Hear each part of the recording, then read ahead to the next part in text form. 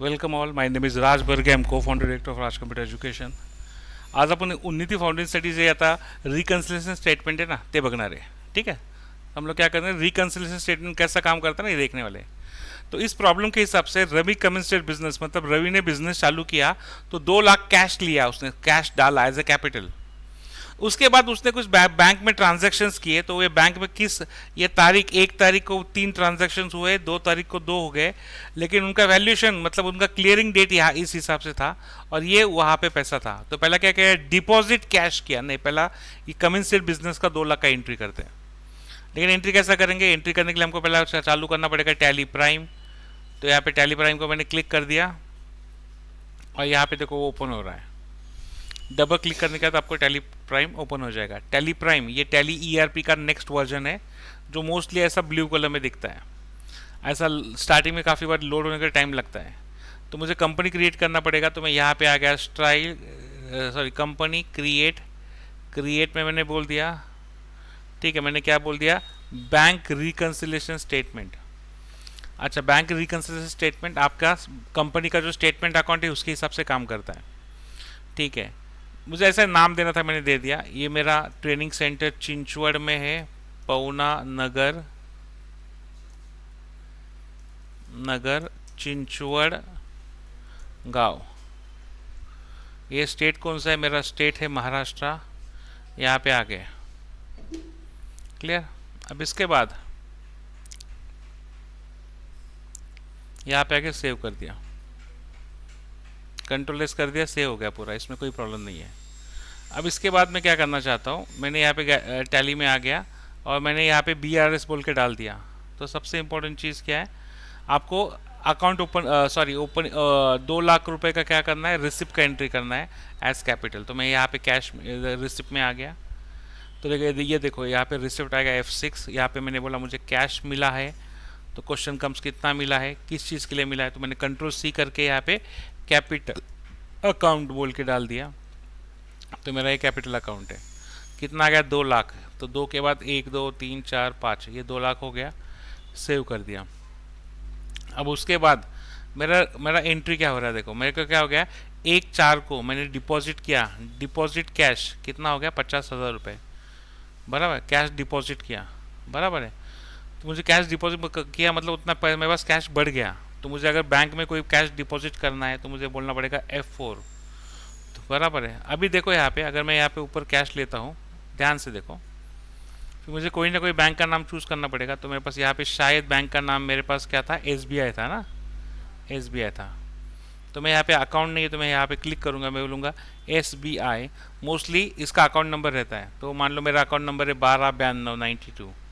तो ये मेरा बैंक है, इसलिए मैंने बैंक बोल दिया.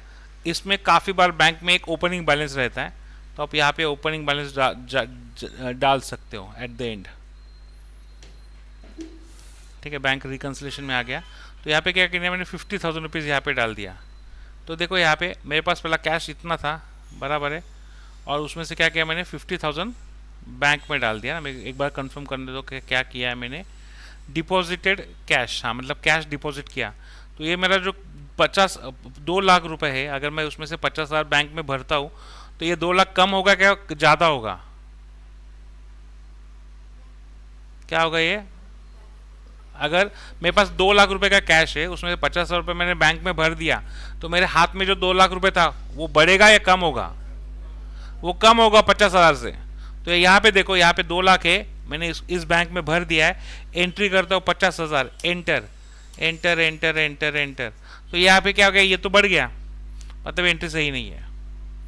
बराबर है, क्लियर हो गया, फाइन. अगर मुझे एंट्री को सही करना है तो मुझे क्या करना पड़ेगा, सिंगल एंट्री में ये एंट्री उल्टा करना पड़ेगा. मुझे डालना पड़ेगा क्या, पहले SBI डालना पड़ेगा. देखो यहाँ पे SBI डाल दिया. अब मैंने यहाँ पे डाल दिया कैश. अब देखो मेरा 1.5 लाख बच गया, मतलब मेरा एंट्री सही है गलत है, सही है. इन शॉर्ट मतलब जो भी एंट्री हमको, अगर सिंगल एंट्री कर रहे हो कॉन्ट्रा एंट्री में, तो जो भी अकाउंट मुझे बढ़ाना है उसको ऊपर लिखना है और जिसको घटाना है उसको नीचे लिखना है. क्लियर हो गया, फाइन. तो 50,000 रुपये से घट गया. तो इसमें मैंने बोल दिया 50,000 रुपये के लिए कितने नोट दिए थे, तो मैंने बोले कि 25 नोट्स दिए थे, तो 50,000 रुपये हो गया, उतना पैसा मैंने भर दिया था. ये नोट के बारे में भी पूछता है। उसके बाद सेकंड एंट्री डिपॉजिट के बाद था रेंट भरा, मैंने रेंट दिया, चेक का नंबर था 100, बराबर है, चेक का नंबर था 100 और 10,000 रुपये मैंने रेंट दिया। तो मैं यहाँ पे आ गया, तो मैंने क्या किया, रेंट पेमेंट किया, मतलब यहाँ पे आ गया, तो मैं यहाँ पे कैश में आ गया, नहीं बैंक से दिया ना, सॉरी बैंक से दिया। मैं अब मेरे बैंक में कितना पैसा था, 50,000 बैंक में था। तो इधर मैंने बैंक जैसा ही चूज किया, मेरे को उसने बोला 50,000, तो मैंने बोला इसको फिर से यहाँ पे क्रिएट करते हैं, RENT रेंट। तो ये मेरा खर्चा है, एक्सपेंसेस डायरेक्ट या इनडायरेक्ट कर सकते हो, तो मैं रेंट को एक्सपेंसेस इनडायरेक्ट बोलता हूँ और यहाँ पे 10,000 रुपये देता हूँ। तो अभी क्या होगा, ये 50 में से 10 कम हो जाएगा, तो ये 40 बचेगा, देखो ऊपर 40 बचा है। तो मेरा चेक का नंबर क्या था, मेरा इंस्ट्रूमेंट का नंबर 100 था, तो मैंने डाल दिया चेक का नंबर 100 है। उसके बाद फिर से मैं यहाँ पे आ गया और मैंने क्या बोल दिया, मैं बोला सैलरी पे करना है 20,000 रुपये, अच्छी सैलरी 20,000 रुपये, नॉर्मली 8-10,000 रुपये लोग देते हैं।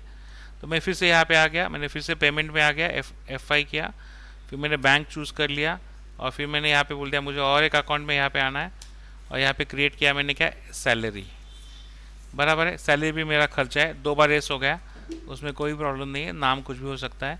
20,000 रुपये मैंने यहाँ पे डाल दिया। अब 20,000 से क्या हो जाएगा, ये 40 में से 20 चला गया तो कितना बचेगा, 20 बचेगा। तो सैलरी के लिए गया, उसका चेक का नंबर क्या था, 101 उसका चेक का नंबर था, एंटर प्रेस किया, यहाँ पे आ गए। अब उसके बाद मैंने क्या किया, टेलीफोन चार्जेस पे किया 2,000 रुपये, 2 तारीख को किया। अब डेट चेंज करना है, देखो अभी डेट चेंज करना, तो यहाँ पे डेट चेंज करना है, तो मैंने F2 प्रेस किया, अगला वाला डेट अपने आप आ गया। फिर मैंने बोला कि मुझे चेक देना है, फिर से 2,000 रुपये का चेक देना है, बराबर है, और किसके लिए देना है, ये मेरे पास फिर से अकाउंट नहीं है, मैं इसको फिर से क्रिएट किया, मैंने बोला इसको क्या बोला, टेलीफोन चार्जेस, ठीक है, एक्सपेंसेस है मेरा, यहाँ पे आ गया। वो बोल रहा है वेरी गुड, कम हो गया, बोल दिया, बंद हो गया, फैंटास्टिक चीज़ है, ठीक है। अब यहाँ पे आ गया, एंटर किया, सेव किया। हाँ, अब सेव करने के बाद यहाँ पे अमाउंट कितना डालना है, 2,000 रुपये डालना है, ठीक है, इतना पता नहीं साल का एक साथ किया है। उसका इसका नंबर क्या रहेगा, चेक का 102 डाल दिया, सेव कर दिया। अब उसके बाद मैंने टेलीफोन चार्जेस दे दिया 2 तारीख को, फिर ट्रैवलिंग एक्सपेंसेस किया 1,500 रुपये का 103 में। तो क्या हो गया, इधर आ गया मैं और मैंने फिर से यहाँ पे अकाउंट ले लिया, मैंने बोला मुझे फिर से ट्रैवलिंग एक्सपेंसेस है, वो मेरा भी इंडायरेक्ट एक्सपेंसेस है, यहाँ पे दे दिया 1,500 रुपये मैंने डाल दिया, एंटर कर दिया। तो मोटा मोटा मेरे पास SBI में कितना 16,500 बैलेंस है। तो यहाँ पे जाके देखते क्या मेरे पास 16,500 बैलेंस है, हाँ बराबर है, मतलब हम सही जा रहे हैं, ठीक है। लास्ट को कमीशन आ गया 6,000 रुपये, ठीक है, रिसीव्ड है ना, ये कमीशन रिसीव्ड है। तो मैंने इसको सेव कर दिया। तो मुझे चेंज करना पड़ेगा, मुझे इधर आ गया, मैंने इसको बोला कि कमीशन कैसा रिसीव हो गया चेक नंबर के हिसाब से, तो फिर मैंने बैंक में भर दिया उसको, बराबर। फिर मैंने इसको बोला मुझे और एक चीज़ बनाना है, उसको बोलेंगे कमीशन, तो मेरा कमीशन है, ये मेरा इनकम है। तो इनकम किस बारे में है, डायरेक्ट है क्या, नहीं इनडायरेक्ट था ना, इनडायरेक्ट कमीशन था। इसको सेव कर लिया और मैं अमाउंट लिखता हूँ कितना, 6,000 रुपये। अभी देखो 6,000 रुपये मैं अगर बैंक में भरता हूँ तो मेरा बैलेंस बढ़ गया, लेकिन मैंने चेक भरा है, मतलब सच्ची में बैलेंस आ गया क्या, नहीं, वो तो 2 दिन बाद, 3 दिन बाद, 7 दिन बाद, 21 दिन के बाद आ जाएगा। लेकिन अभी मेरा कंप्यूटर मुझे गलत इन्फॉर्मेशन दे रहा है, देखो क्या दिया उसने, अभी वो 22,500, अगर मैंने किसी को 20,000 रुपये चेक दिया तो बाउंस हो जाएगा। क्यों बाउंस होगा, एक्चुअली 16,500 है और 6,000 तो आने वाला है, 2 दिन के बाद आएगा, 4 दिन के बाद आएगा, इसलिए काफ़ी लोग ना चेक के लिए नहीं बोलते, डरते हैं। तो यहाँ पे आ गया, मैंने एस्केप कर दिया। अब मैं क्या करता हूँ, मैं यहाँ पे आ गया और मैंने इसको बोला डिस्प्ले में जाओ। डिस्प्ले में जाने के बाद यहाँ पे देखो कैश फ्लो बोल के, कैश स्टेटमेंट बोल के है यहाँ पे,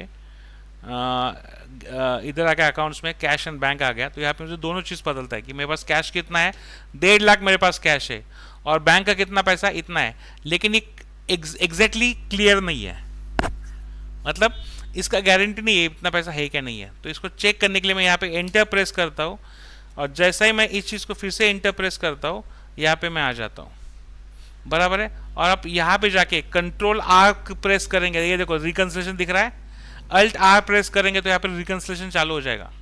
यहाँ पे देखो कुछ नहीं है, जैसे ही मैं यहाँ पे क्लिक करूंगा रिकंसिलेशन के लिए मुझे एक एक्स्ट्रा कॉलम आएगा, ये देखो आ गया, और ये मुझे पूछ रहा है कि बैंक का किस तारीख को आपका चेक क्लियर हो गया था। तो मुझे लगता है कि आप वहाँ पे शायद डाल नहीं पाओगे, लेकिन डालने की कोशिश करते हैं। क्या डालना है मुझे? मुझे बोलना है कि जो मेरा पहला कैश डिपॉजिट था तो उसी तारीख को हो गया था, लेकिन जो रेंट का चेक था वो दूसरे 2 दिन के बाद क्लियर हो गया था। तो ये पहले डाल देते कि जो कैश था वो तुरंत उसी समय जमा हो गया था, बराबर है। लेकिन जो चेक था रेंट का वो 2 तारीख को जमा हो गया, दूसरा भी 2 तारीख को जमा हो गया, बराबर है। उसी हिसाब से देखो यहाँ पे नीचे क्या लिखा है, balance as per the company book, company book के हिसाब से इतना है। रिफ्लेक्टिंग, नॉट रिफ्लेक्टिंग मतलब क्या, ये 6,000 रुपए तक अभी तक आपको जमा नहीं हो गया है, बराबर है। तो ये रिफ्लेक्ट कब होगा? तो ये रिफ्लेक्ट करने के लिए मुझे डेट डालना पड़ेगा, तो ये 3 डेट डाला है मैंने।